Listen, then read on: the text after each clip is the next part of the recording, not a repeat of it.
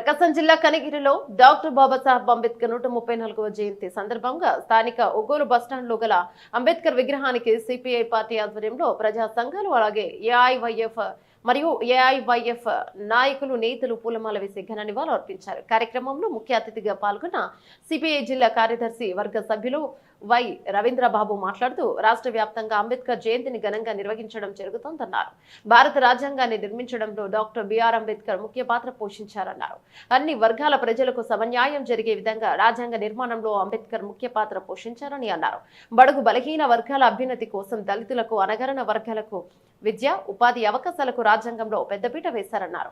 నేడు ప్రభుత్వాలు అంబేద్కర్ రచించిన రాజ్యాంగ విలువలను కాలరాసే ప్రయత్నాలు చేస్తున్నాయన్నారు. అంబేద్కర్ ఆశయాలను దళితులు అనగరణ వర్గాల హక్కుల సాధన కొరకు ప్రతి ఒక్కరూ పోరాడాలని అన్నారు. సందర్భంగా ఏఐటియుసి జిల్లా అధ్యక్షులు సయ్యద్ యాసిన్ మాట్లాడుతూ డాక్టర్ బాబాసాహెబ్ అంబేద్కర్ భారత రాజ్యాంగ నిర్మాత, సామాజిక సమానత్వానికి మార్గదర్శకుడు అన్నారు.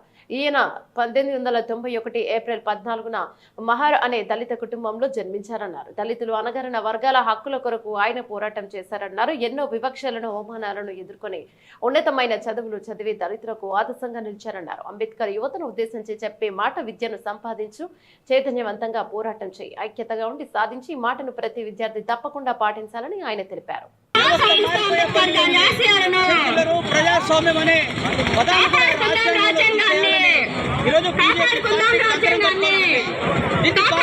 రాజ్యాంగాన్ని